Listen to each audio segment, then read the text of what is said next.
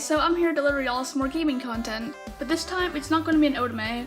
It's a third-person / visual novel called Ultra Despair Girls, or Danganronpa, another episode. I'll probably be doing another gaming video pretty soon with Persona 5, so you can all look forward to that. Anyways, let's get right into the video.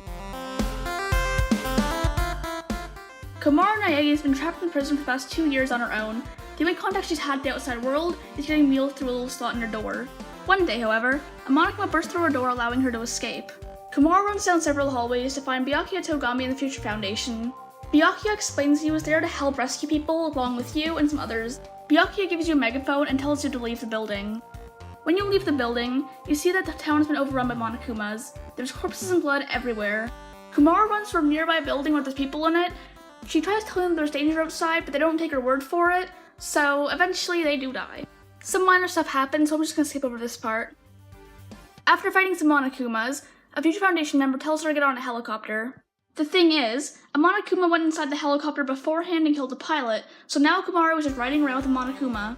Obviously, the helicopter crashes. Komaru goes on the ground for a bit and struggles with the Monokumas, but then she blacks out due to fear. When she wakes up, she's in a small room with an odd-looking man with white hair.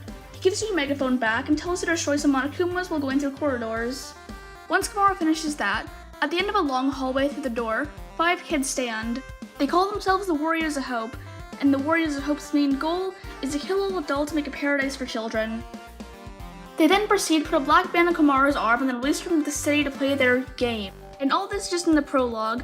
There is a lot more to the story, but this is all I can cover without giving a lot of spoilers. Being Naegi's sister, she shares a lot of the same traits. She tries her best, but she's not afraid to rely on her friends if she needs to. She can get along with everyone pretty easily, and she makes a very valuable ally. For the first few chapters, however, she relies a little too heavily on Toko, which Toko does call her out on it later, and she does change.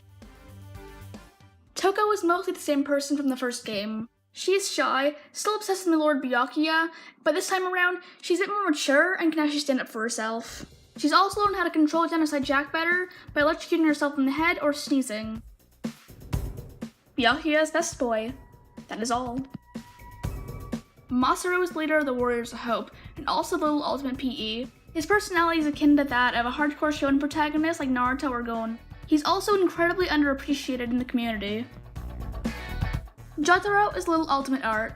He hides his face due to him believing that it's hideous and it'll make someone's eyes melt if they see it. Jotaro actually enjoys being hated by people, and so will often say things to try to make you feel disgusted or hatred towards him.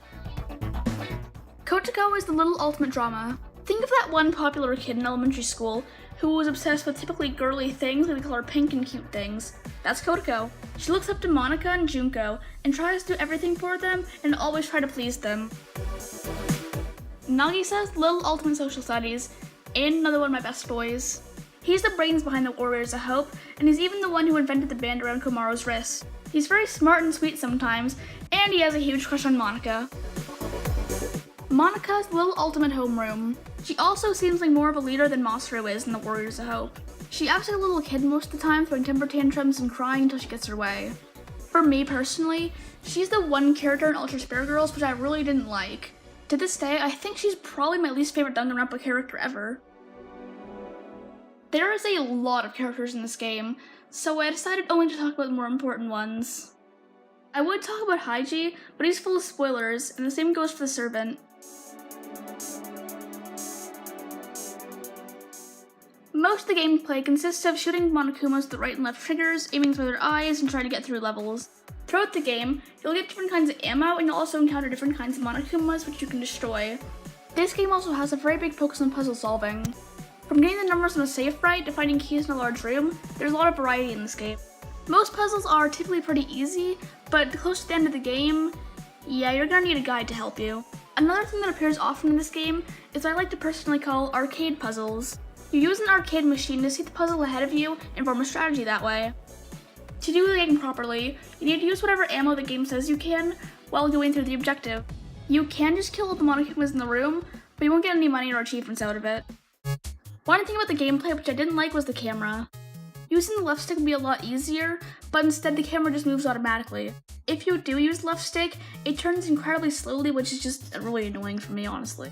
Other than this minute thing, I have no complaints. The puzzles are very clever and well placed. The arcade puzzles appear pretty often, but that isn't too big of a deal.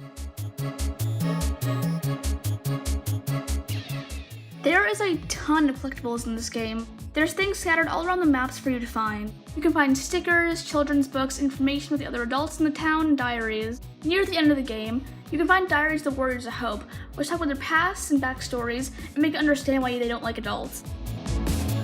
These things are pretty important to the story, but also for another reason. At the end of every chapter, you'll see a cutscene on Togami and he'll talk about how you did. If you did good, he'll praise you. If you did horribly, he'll yell at you. Yeah, I'm not even gonna lie. The main reason I went out of my way to collect these things was mainly because I just wanted to see the good cutscene for him instead of getting yelled at. I really like this game. It's not the best game I've ever played, but it's not the worst. It's definitely somewhere in my top 10. The gameplay is unique, the story's entertaining, and everything just fits Danganronpa so well. I'll recommend this game to anyone who's a fan of the first 2 games. And yeah, you will need to play the first 2 games to kind of catch up on the story and stuff, but other than that, if you're done those 2, check this game out. And I will say that Toko's fantasies are a little weird or funny depending on how you look at it, but personally, I like them, because I honestly kind of relate. Thank you to everyone who's gotten this far in the video. I've been pretty busy playing Persona and going on vacation, so I haven't been really uploading that much, sorry about that. Also, as of this recording, my video has over 2.2k views, which is just crazy, like wow, y'all love this messenger a lot, don't you? I've also hit 50 subs, so thank you guys for that. It's actually kinda crazy, I thought I'd only get like 20 or something. Anyways, that's all I've got for today. Bye!